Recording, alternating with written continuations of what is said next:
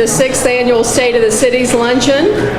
I'm going to ask you to please go ahead and continue eating your lunch as we proceed. Food was delicious, so thank you for Food City for catering. And again, welcome, and we're glad that you're here. As you can look around and see, today is a sold-out event, which is always great to see, and I think it's a testament to our two cities and what folks want to come here and listen to today. We want to particularly thank our table sponsors who time and time again come back and support us, so thanks to each of you who have come out and sponsored today.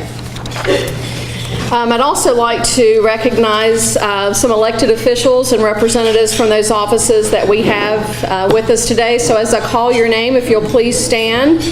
We have with us U.S. Congressman Morgan Griffith. Where are you, Congressman? There you go. Thank you. And we also have from his office Michelle Jenkins with us today. Michelle, there you are. And from across the state line, we have U.S. Congressman Phil Rowe.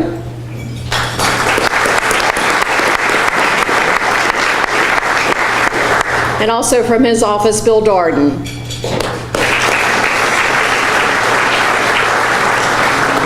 We have up here in front with us Virginia Delegate Israel O'Quinn.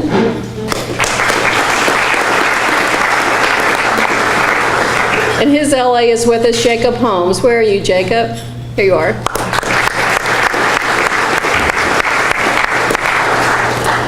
We have Tennessee Senator John Lundberg. See you, John.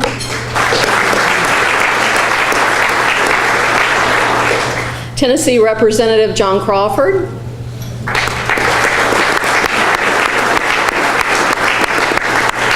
Tennessee Representative Timothy Hill.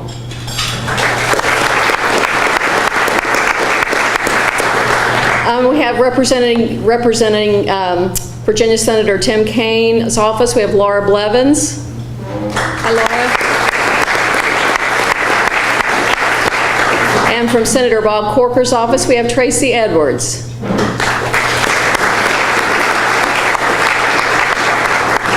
And last but not least, we have from Senator Bill Carrico's office, Dylan Bishop.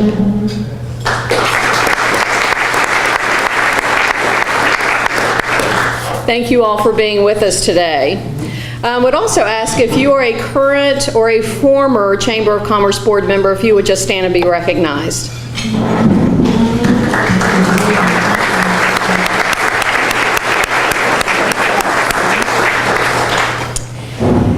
Moving down the list, most importantly to recognize today is the incredible staff of the Chamber of Commerce. Events like this don't go off as seamlessly as they do just because they happen. Our staff is incredibly talented, they're organized, they pay attention to details, and because of that, the events that we do like today go off so seamlessly, so I cannot thank them enough. I'm going to ask all of them to stand very quickly, but I want to point out two individuals who have really made today happen, and the ones that really make me look good standing up here, and that's Amy Shuttle and Sarah Hutchison. But let's give them all a round of applause.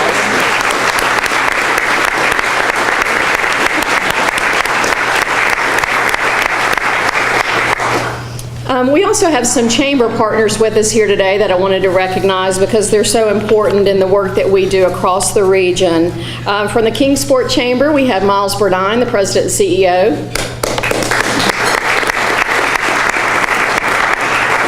From the Johnson City Chamber, we have the President and CEO, Gary Mabry, and their Board Chairman, Andy Dietrich. And from the Washington County, Virginia Chamber, their President of the Board, April Hamby Crabtree. I'm gonna get it right, sorry. That was a mouthful. So thank you all. We appreciate all that you all do to support us in our work across the region. So without further ado, I want to introduce the man of the day, I guess it is, our president of the Bristol Chamber of Commerce Board, who happens to also, in his spare time, be executive vice president and general manager of the Bristol Motor Speedway. Please help me welcome Jerry Caldwell. Thank you, Beth. Welcome, everyone. Thanks for being here. We would like to extend a special thank you to our sponsors. This is all not possible without them. Food City and Bristol, Tennessee Essential Services.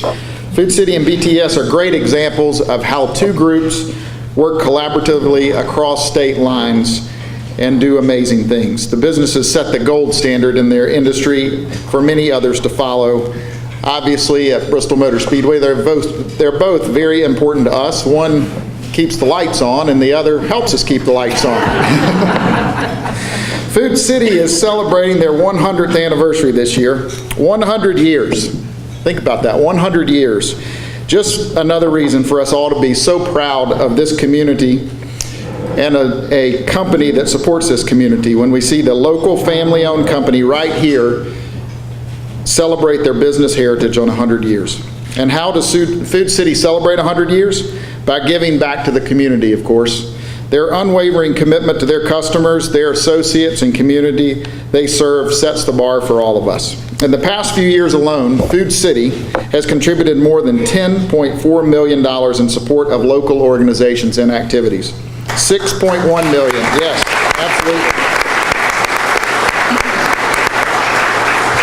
But there's more, 6.1 million to area schools and more than $34.7 million in products donations to local food banks.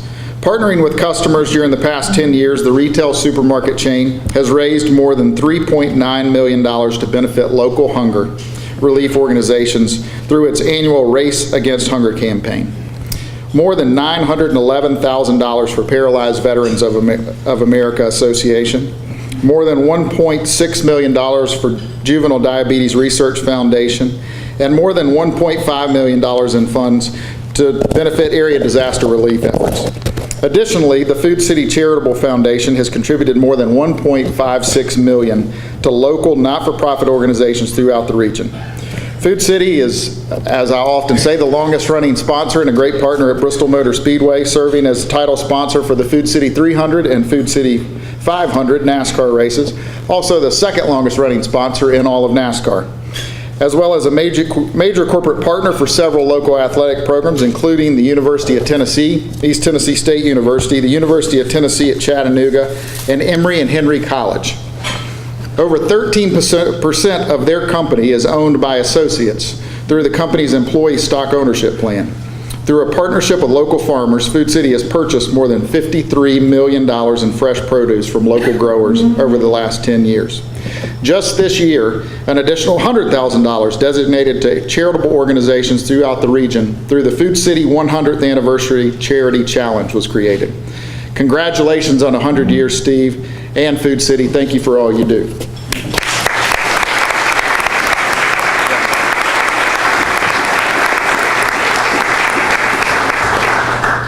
And our second sponsor for the day, Bristol, Tennessee Essential Services. They are celebrating their 73rd anniversary. And under Dr. Browder's leadership, BTES has garnered numerous national awards and accolades and is a leading example of setting gold standards in the industry. BTES has received the American Public Power Association's EF Scattergood System Achievement Award, the Reliable Public Power Provider Award, and Electric Utility Safety Award for completing over 25 years without a lost time accident. BTES has also received the APPA Community Service Award, as well as the First Place Community Service Award from the Tennessee Municipal Electrical Power Association. Talk about a mouthful. Under Dr. Browder's leadership, BTES has been awarded the prestigious TNCPE Level 4 Excellence Award for both in 1994 and 2012. They were recently recognized as a top performer in the top savings for new homes through the TVA Energy Right Solutions program.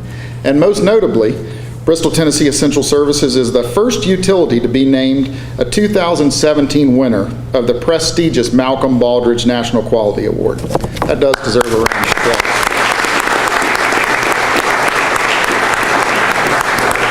The Baldrige Award was created by Congress in 1987, recognizes exemplary practices among American organizations and businesses, including an unceasing desire for radical innovation, thoughtful leadership, and administrative improvement. The organizations which are given the Baldrige Award embody the competitive spirit which drives the American economy forward. Dr. Browder, we are very proud to have you and your team leading the path for others to model. excuse me, your 10 gigabyte community is exceptional, and your investment of time, money, and talent focused on giving back to this community sets the bar high. We couldn't have America's night race under the lights without you guys. And both of these fine companies happen to be led by men that were recipients of the Bristol Chamber of Commerce Lifetime Achievement Award. Thank you to Steve and Food City and to Dr. Browder and BTES for sponsoring today's program, and congratulations on your incredible achievements. You certainly do make Bristol proud.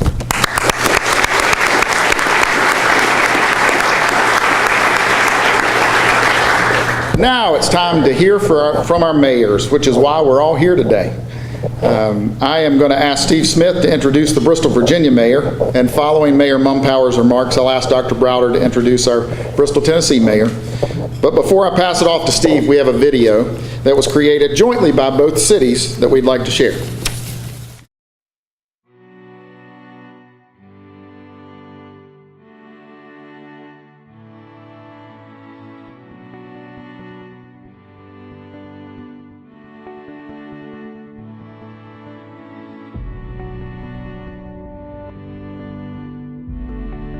Like two sides of the same coin, the past, present, and future of Bristol are forever linked, no matter what side of the state line you live on.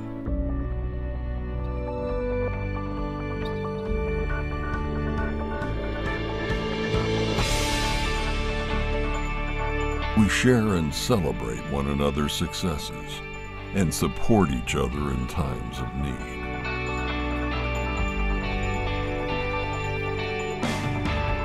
We share a vision of continuing the wave of development and revitalization and ensuring a solid economic foundation for all those who call Bristol home.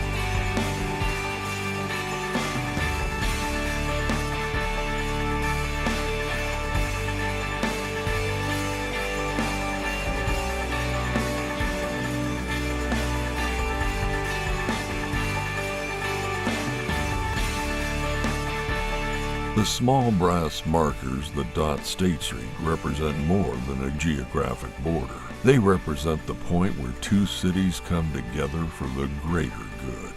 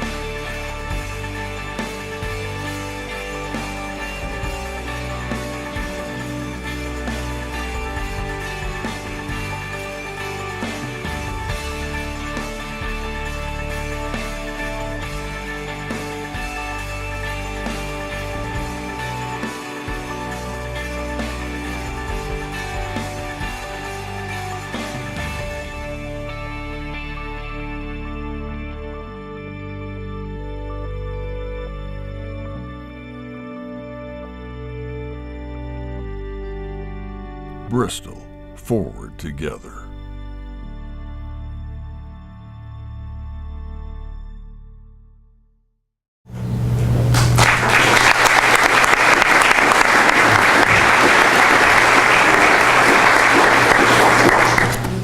Wow, that was a fantastic video. Again, welcome everybody. On behalf of our Food City team, we'd like to say welcome to you and thank you for helping us celebrate our 100th year in business. I'd like to start with introducing my Food City team that really are the men and women that do a lot of the heavy lifting in our organization. With us here today, Israel O'Quinn, our Director of Strategic Initiatives, Kevin Stafford, our Vice President of Marketing, John Bear, Store Manager of our Bonham Road store, Jamie Vaughn, Store Manager of our Euclid Avenue store here in Bristol, Steve Strickler, Store Manager of our Route 394 store, also in Bristol. Eric Sanford, Virginia Avenue store manager. Rick Miller, our store manager of our Volunteer Parkway Food City. And Lisa Johnson, last but not certainly least, our sports marketing and special events coordinator. Join me in giving these folks a great big hand.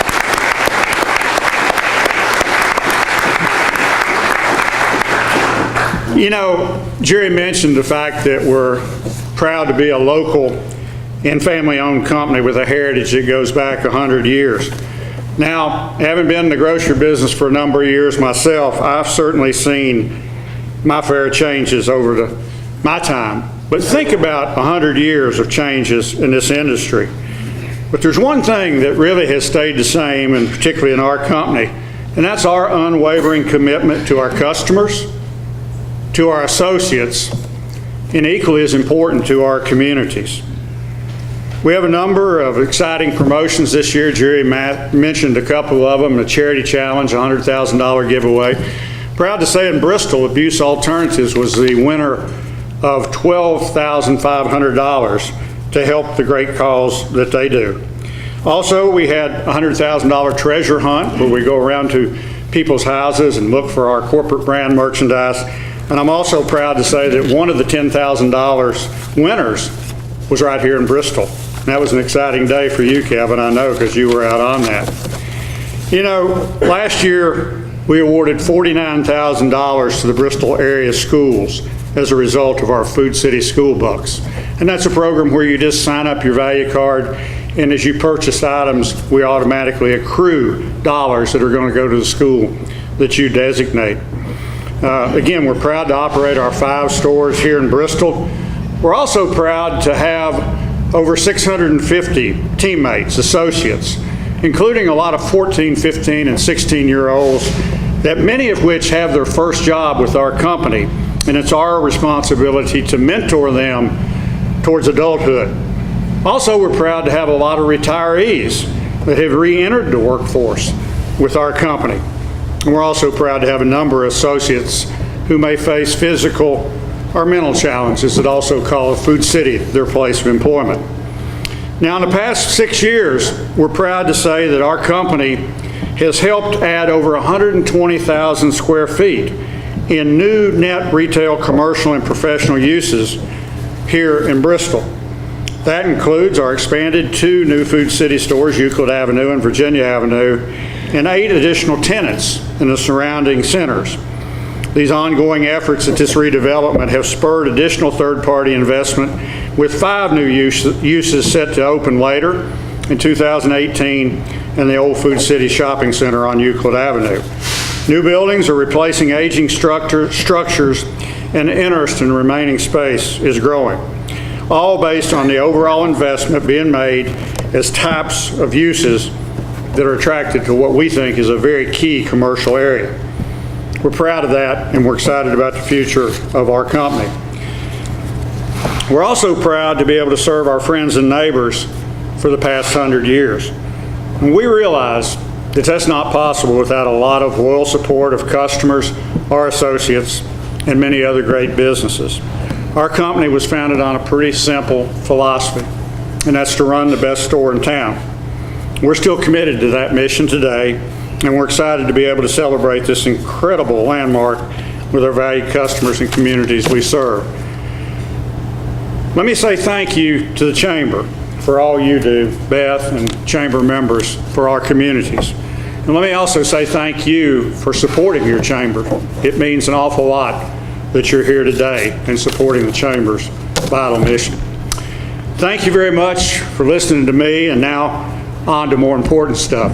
It's my honor to be able to introduce the Mayor of Bristol, Virginia. Mayor Kevin Mumpower was elected to City Council on July 1st, 2016, and was named mayor for the second term in July of 2018. Kevin is a native of Bristol, Virginia, a graduate of Virginia High School.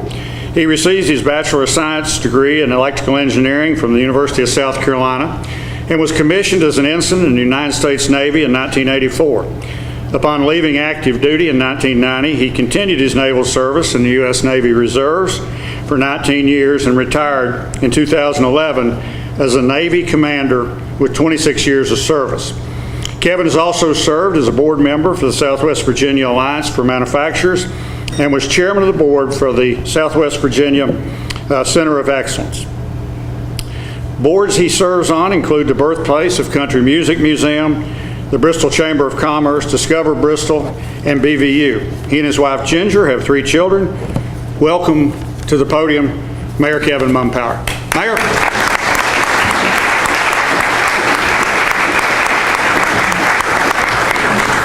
Well, thank you, Steve. Thanks for the sponsorship here today. Thanks to Mr. Caldwell for everything you do for the community. Thanks for everybody that's here. I mean, it's a big crowd. So before I start, that was a great video, Beth. I thought that tells the story pretty well in the city. So when I travel around, you know, I say, you know, I'm from Bristol. And they go, well, where's Bristol? So I say one of 2 things. I go, well, do you know where Bristol Motor Speedway is? Sometimes, most of the time they know. If they don't, I go, have you watched the Geico commercial? And so they go, yeah, I have. I go, well, I'm from Virginia. And so that normally they know where I'm from. So welcome again. I'd like to start by saying, you know, last year's tagline for me was go big or go home. So we had a lot of things that we had to get accomplished in Bristol, Virginia, and we didn't have a lot of time to talk about it. So that was our tagline. And I think I said, being a Navy guy, the way you do that in the Navy is you throw the rudder over and you change course and speed. So I said, we got a new city manager. I said, city manager, throw the rudder over. We got to move this ship. It's a big battleship and it's going to take time to move it. So we threw the rudder over and we started by hiring Randy Eads. So Randy has been in the saddle now of the city managership for about a year. We made him permanent this year. He also holds the title of city attorney. So that said, I want Randy to stand up and I'd like to introduce you to the leader of the All-Star team on the Virginia side, Randy Eads.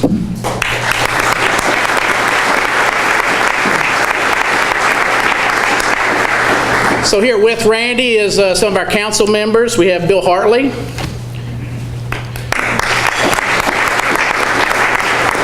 Neil Osborne, newly elected. And then the real all-star team is the folks that work for Randy that have to do all the things that we dream up. And here's the staff that's really making it happen. Tamara Spradlin, Chief Financial Officer.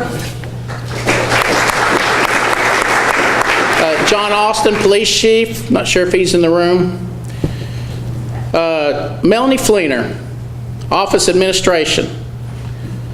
We have Casey Barnes, Director of Clear Creek Golf Course. Wallace McCullough, leader of the Director of Public Works. We have Bart Poe, Director of Community Development. Sheriff David Maples. We have Nicole Storm, the City Clerk. Trish Henderson, our Director of Human Resources. Danny Hill, Director of Parks and Recreation. Rick Belcher, Director of IT. And Kelly Duffy, our City Clerk. So, and I'm sorry, the last council member I skipped over because it wasn't on the list. I'm sorry, Kevin Wingard. So again, last year's theme was go big or go home. So I want to talk about some of the things that we said we got to go big on, and we don't have much time to talk about it. One was the financial position of the city. We were facing extreme debt. We were facing the treasurer holding checks that we couldn't pay. We had short-term notes that we were taking out called payday loans that we would go borrow short-term notes actually to pay our light bill. Now, who does that in their right mind? Nobody. But that's what we were facing. So this year, we did some things that were pretty bold, but we had to drop the hatchet and do some things pretty quickly. So the first thing we did is we really cut costs hard in the city. We looked at everything we could do to get our costs under control, and we did that. Unpopular, I'm sure, but we had to do it, and we did it. So that caused us, for the first time in the last 12 months, we've not had to borrow any short-term money called TANs, tax anticipation notes, to pay our light bills. First time in I don't know how many years that we've been able to do that. We also said this financial debt that we're facing in the city is a balloon payment due in 2 to 3 years, and it's too big, and there's absolute no way for the city to incur or pay that kind of debt. We didn't get us into it, but we've got to figure out how to deal with it. So the next big thing we did is we refinanced our debt. We took that $40 to $50 million, and the city boldly went out and refinanced the debt. But before we did, we had to go to New York City, and we took Randy and the chief financial officer, and we had to talk to the credit agencies and say, you know what, you need to believe in Bristol, because we're going to make a difference. And they increased our credit rating. They did it right before we had to go out and refinance. So the second thing that happened big for us was our credit rating went up. And when that happened, we were able to go out and refinance our debt at a very reasonable low market rate before the economy started really kicking in. So we timed it almost perfectly. We spread our debt out now that the city has breathing room. We now have a way, we now have stood up and we can see our way out of the forest. We can see the light now. We know how to walk out. So the next thing we've done big this year, which probably would have been unheard of 2 years ago, we actually have been able to save money to the tune of, we took $5 million here recently, and we're actually putting in saving bearing account to earn our interest on our money. We couldn't have done that without the hard work of the city staff looking at our finances. So every department head had a say in that. It wasn't easy, but that's what this team accomplished. So it takes a world-class team, and that's why I introduced that all-star team, because the mayors don't get this done. The next thing we did was we said, you know what? We have some private enterprise zones here. We have a thing called the landfill. We have some things that this city's gotten into that you would call private industry. And government is not equipped to manage a private entity like an enterprise. They can't compete in the open market. So one of those enterprises was OptiNet.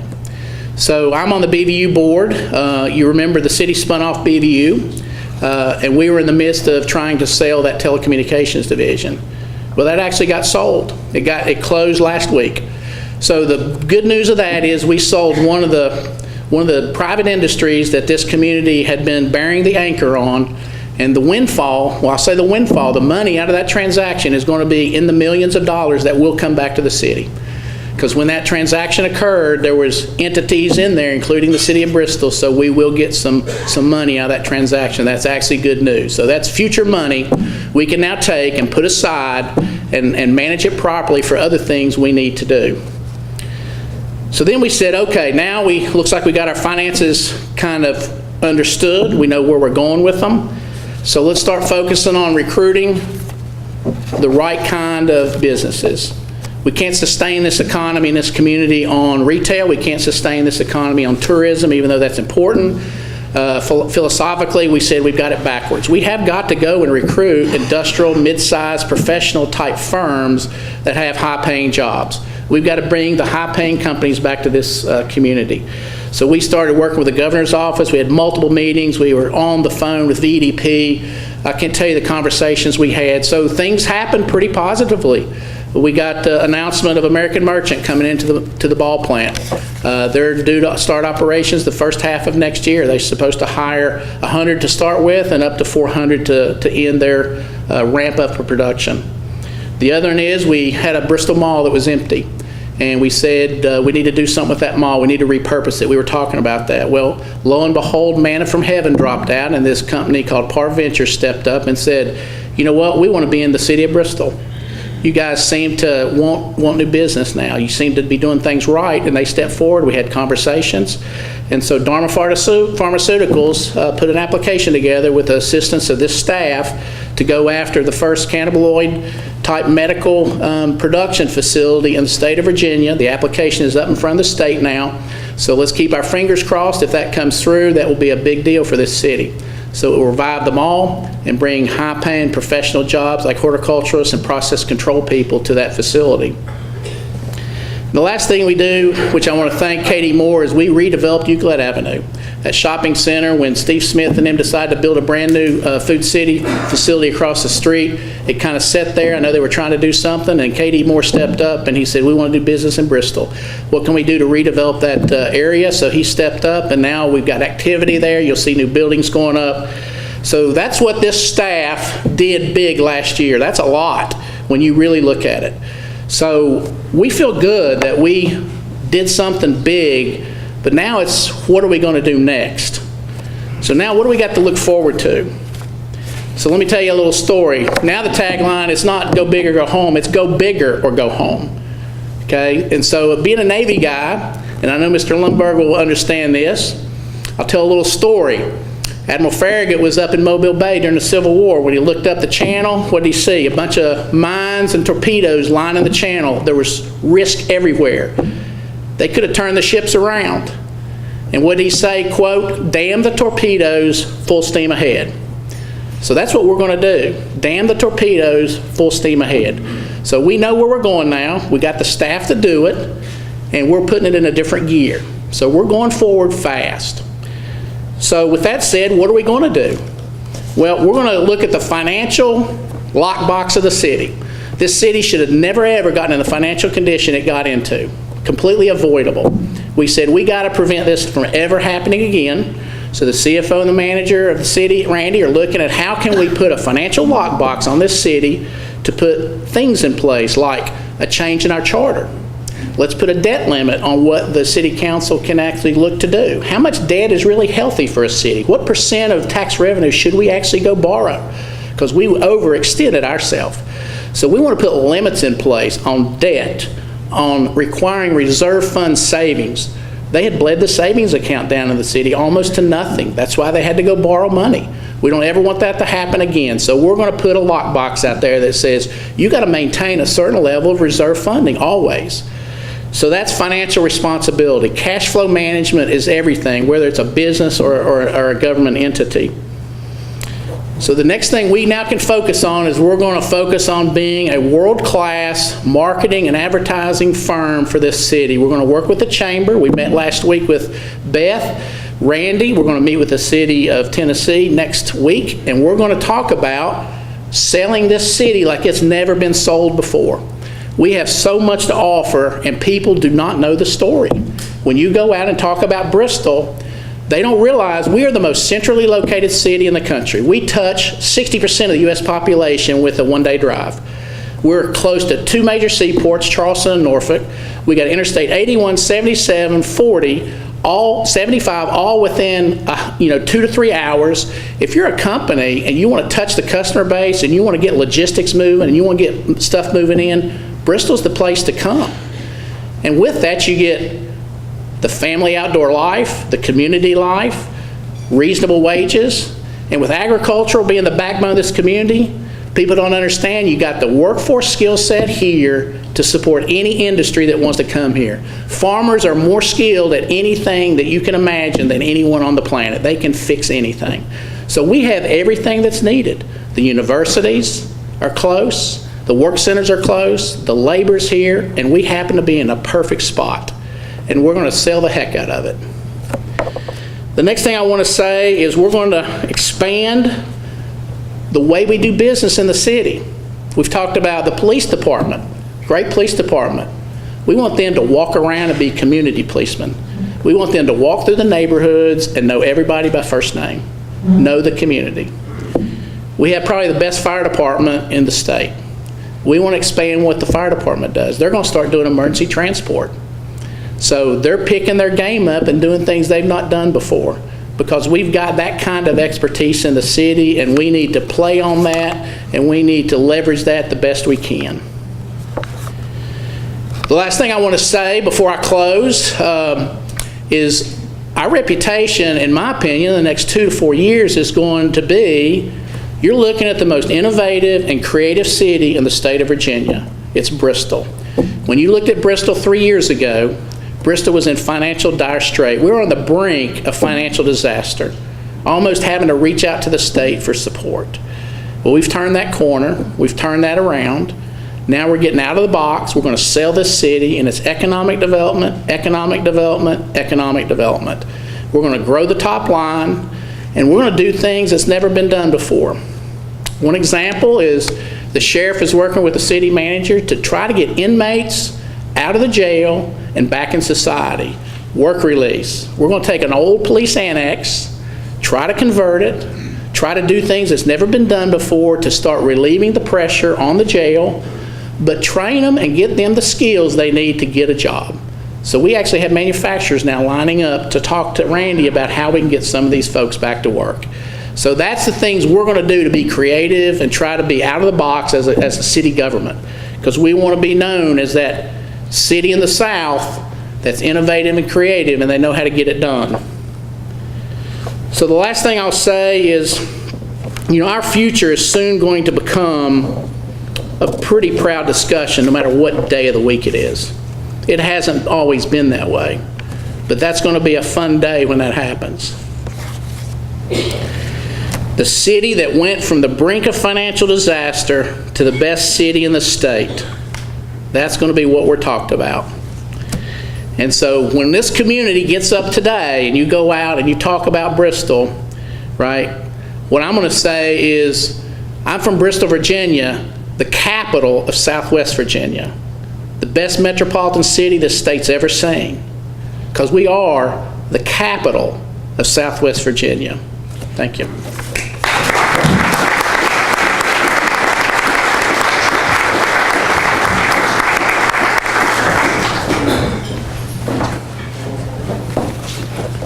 Thank you, Mayor. I thought it was a great video. The only thing I noticed from where I was watching it, all the words were spelled backwards. We'll work on that, Dr. Brown. See if you can. The first thing I'd like to do is thank Steve and Food City and the Chamber and Beth and the Jerry and the racetrack and for everything that everybody's done to make this happen, because the things that you do that cause you to be sitting there today are the things that help make a difference in this whole greater community. I was looking at this table over here. I realized that I know all of these people because I see them in their stores on a regular basis, and then I realized why there's so many lines on my credit card bill that say Food City. But thank you. Thank you for what you do. I want to introduce the leadership team for BTES, and if you will stand a little bit and hold your applause, and we do it all at one time, I think we can move a little faster this. But our board members, Larry Clark's the chairman. Larry, if you'd stand up just, and Gary McGow, and Councilwoman Michelle Denise is over here, and thank you for all you do. And the rest of our leadership team that are here, I want to introduce, and if you will stand the same way, Clayton Dowell is Director of Engineering, Tara McCall is Director of Management Services, Lola McVeigh is Director of Accounting and Finance, Tom Davenport is our attorney, April Eads is our Business Development Manager, David Hacker is Supervisor of Engineering, Cody Johnson is Supervisor of Purchasing, Steve Kiesling is Supervisor of Technical Operations, Mike Parker is is Network Supervisor, Diane Smith is Supervisor of Customer Service, Jessica Waterman is Systems Analyst Supervisor, Leslie Blevins is Public Relations and Communications Manager, Jennifer Boer is Executive Assistant, Chris Sykes is Supervisor of Television Production. Chris, where's you? He's up on the camera. And so is Cody Cornelius, who is our television production assistant, and a former member of our executive team, leadership team, is Linda Crowder, my spouse. So, Linda. Some of the things that happened, thanks for mentioning the fact that we'd received the Malcolm Baldrige Award. That was very outstanding for us. I've talked about that before, and it's a big deal to get the Malcolm Baldrige Award for excellence in the things that you do. And it's not just an award. It took us about 30 years to get there, and there were 9 people that came to town to investigate us on Saturday. They left the next Saturday, and we had been investigated. So it was a big deal, but it's a continuous improvement process and an excellence process. And so thanks to all of our group here for their roles in making that happen. Thank you.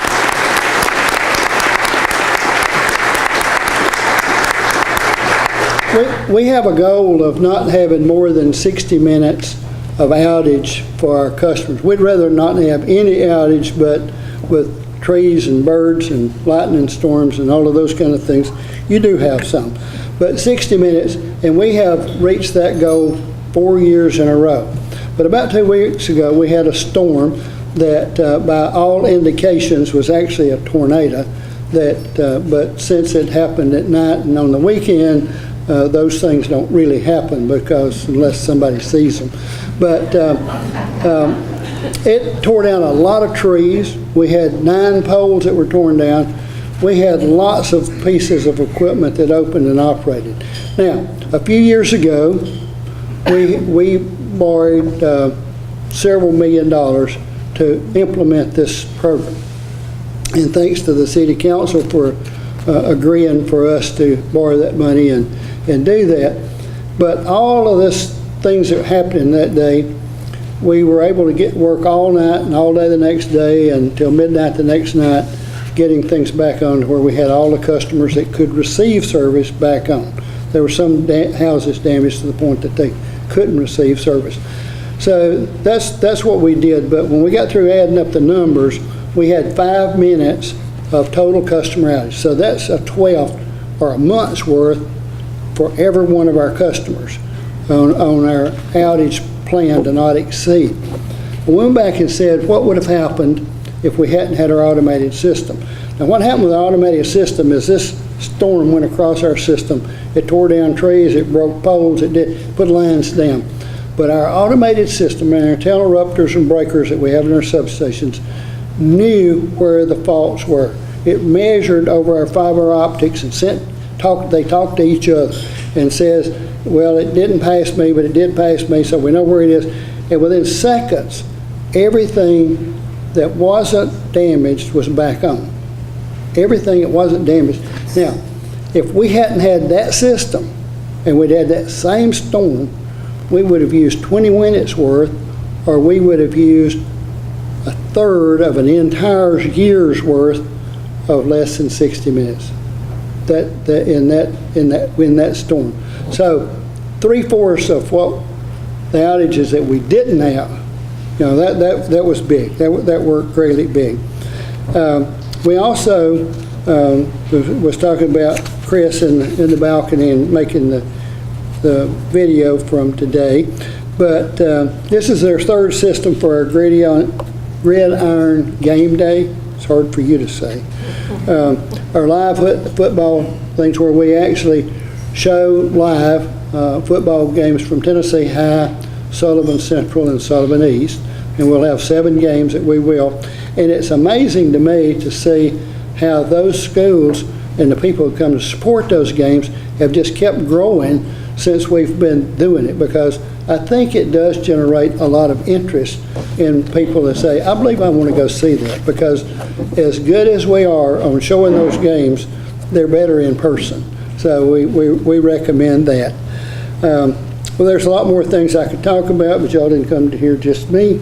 So I would like to, I'm proud to be able to introduce our mayor from Bristol, Tennessee. Margaret Feierabend was appointed Bristol, Tennessee mayor on July the 10th, 2018. She was last elected to the Bristol, Tennessee City Council in 2017. She proudly served as the first female mayor in Bristol, Tennessee in 1997. Margaret recently served as vice mayor from July of 2017 to 2018 and will again serve as mayor until July 2019. Margaret has lived in Bristol with her family for 35 years. She has an undergraduate degree from LSU and a master's in education and community health education from UNC Greensboro. She and her husband, Dr. Robin Feierabend, have 3 grown children, twin grandchildren, and 2 teens that they grandparent. Margaret believes that jobs, economic development, and quality of life issues are the key to our community's success. She serves on many nonprofit boards, including the United Way of Bristol, Bristol's Promise, Bristol Train Station, and others. Margaret strives to engage citizens and positive citizen involvement. dedicating her time and serving to making Bristol, Tennessee, Virginia a good place to live. Welcome to the podium, Mayor Margaret Pomeroy.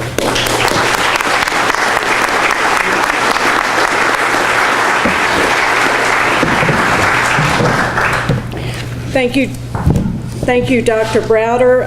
Congratulations to BTS and Food City. Thank you, Chamber of Commerce and our sponsors for holding this annual event. I want to take a minute, and I know we don't have too many minutes, but I have a written out speech, so it's going to be how long it's going to be that meets the so anyway, but before that, I want to welcome you to the train station, and just if you're train station staff or a board member, raise your hand. We're so happy we have this facility here. Next, I want to recognize my fellow city council members, so if y'all stand and we'll clap at the end. Vice Mayor Michelle Denise, Chad Keene, Jack Young, councilman, and Lee Powers, councilwoman.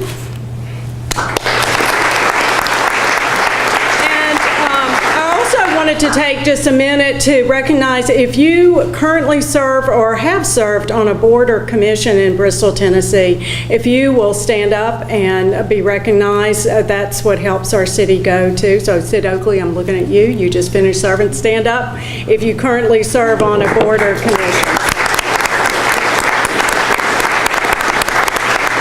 Today for staff, we want to recognize, I want to start with Bill Sawyer. Don't clap, I know y'all have your favorites, but we'll wait till the end. So, and this is the funniest part of my speech, okay?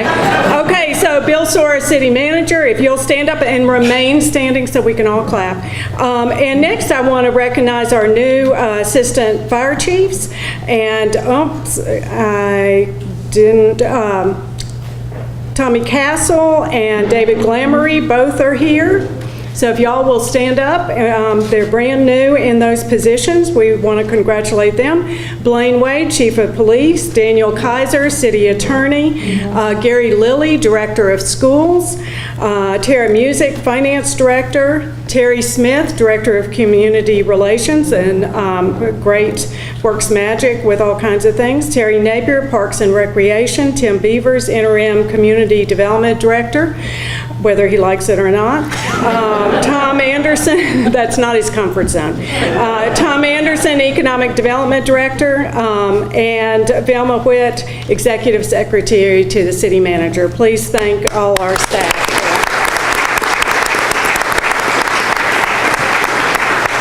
And I want to thank all the citizens, my fellow city council members, and our city staff.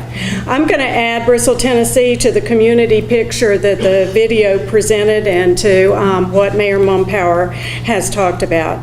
I'll focus on our partnerships and our 4 city goals of economic and community development, quality of life, health and safety, and controlling cost of government. So what do we want to hear from the state of the cities? We want to hear the compliments. We want to know that we're doing well as a vibrant community that's known for being cohesive and caring, welcoming for newcomers, full of opportunities. Bristol, Tennessee continues to expand our partnerships, which help us to accomplish our goals. I'll beginning with some economic development partnerships is the Tri-Cities Business Festival that we held with Bristol, Virginia, the Chamber, and an energetic group of entrepreneurs. We are building our resources and supports to keep and attract the creative class. Working with our dynamic Main Street program, Believe in Bristol, coordinating and promoting downtown business and community. In 2019, we'll celebrate 20 years of Border Bash. The city's purchase and preservation of the historic 200 State Street building is now the home of Lost State Distilling, which will be opening later this year.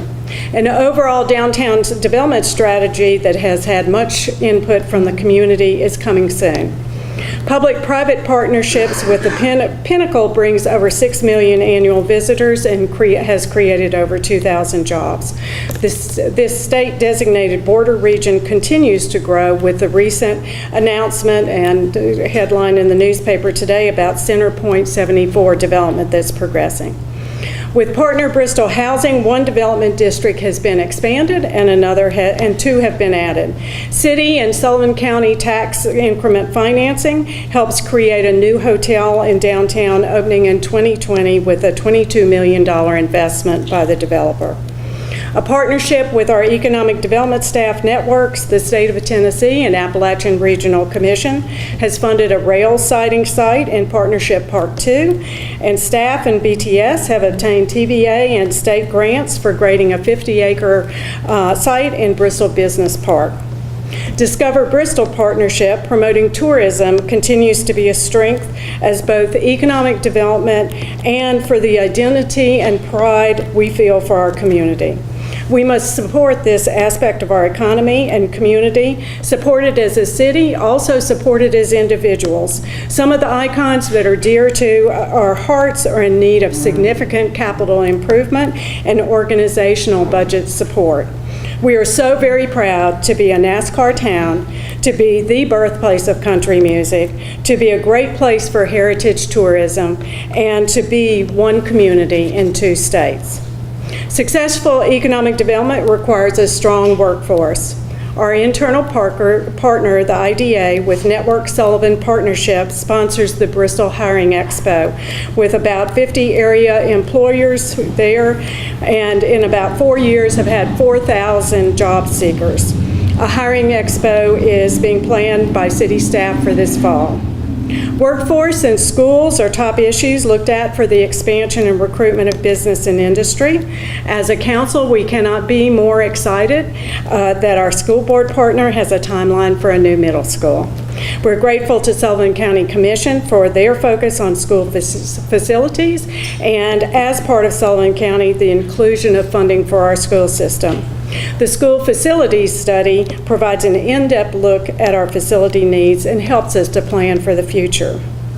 Sidewalks, are they safety, health, economic development, quality of life? Regulations passed requiring sidewalks in new residential developments that look to the future. Sidewalks will be along both sides of the new East Cedar Street. A state grant is providing sidewalks on Virginia Avenue from East Cedar, joining with sidewalks further down closer to 394. A state grant just was awarded, so exciting, that adds sidewalks to Bluff City Highway from Lavender Lane to join with those at Tennessee High. The Neighborhood Grant Partnership selected Junior League of Bristol project of building little libraries at each of our elementary schools, supporting the community-wide goal of reading on grade level by 3rd grade. The partnership that provided the Ida Stone Jones Community Tennis Center won national recognition from the USTA. Partnership with Friends of Steel Creek includes their contracting with Bristol Tennessee High graduate and nationally known exhibit designer Ed Hackley, resulting in a first-class nature center. And my husband would want me to say, sponsorships are still available. It's not done yet. Talk to me. Bristol, Tennessee, and Virginia together partner with the library, which continues to grow programming for creative expression, education, intellectual exchange, and much, much more. Community development and quality of life, economic development, health and safety, they all work together and they cannot be isolated. Personal, family, and community safety is more important than ever. Our city excels, but is always looking for improvement and never takes anything for granted. The Commission on Fire Accreditation International awarded our city fire department its first accreditation, joining the less than 2% of our nation's fire departments to achieve such an honor. Longtime Fire Chief Bob Barnes retired, and Chief Mike Carrier was chosen to lead the department just as the hose was uncoupled at our new fire station number 5. Bristol, Tennessee Police Department Sergeant Matt Cousins received national recognition for his bravery and actions in July of 2016, which provided us with the reality that we are not immune to violence in our own community. Our police department maintains accreditation and now assists other departments to do the same. To combat the opioid epidemic, our police department hosts the prescription drug take-back event, Count It, Lock It, Drop It, promoted by Sullivan County Anti-Drug Coalition, making leftover prescription drugs harder to access. Bristol must offer affordable business and residential living. We're challenged to keep our property tax rate competitive and still accomplish our goals. We must find the best balance to keep our competition high and still be affordable. Quality of life plays a big role in economic competition, community vitality, and growth, and it comes with costs. Partnerships help us, but funding is crucial. It's important to realize that for Bristol, each penny on our property tax brings in about $72,000. Sullivan County brings in $371,000. Our disadvantages need to be considered. As a council, we will be analyzing, listening, and planning to find that balance. We hope you all will talk with us and share your thoughts, understandings, ideas, and solutions. What about regionalism? We'll be defining it, finding our place at the table, and with others, building collaborations that benefit from a regional approach. We have several opportunities for regional work: the Aerospace Park, the possibility of combining as one MSA, workforce initiatives that we're already working on with work-ready communities, the alignment of training and education in our schools and community colleges with business and industry needs, and promoting the range of education opportunities that highlight our region. And following Bristol, Virginia's lead, a Northeast Tennessee regional approach for passenger rail. As Bristol, Tennessee, Virginia, we need to continue working better together. The video highlighted the many ways our cities work as a community as one. We can strengthen these efforts. I am proud to claim Bristol as my home. I'm proud to serve Bristol, Tennessee as mayor this year. The city has dedicated, hardworking staff members who love their community and believe in their future. We are a council who welcome partnerships, problem solve, and work together with our differences to provide good governance. As leaders in this community, we've taken bold steps this past year to address some big issues, challenges, and opportunities. It's clear that both of our cities share a lot of things, but perhaps none are more important than our shared hope and vision of building a Bristol that will continue to flourish and be vibrant for generations to come because of the decisions that we make today. Bristol forward together. Thank you.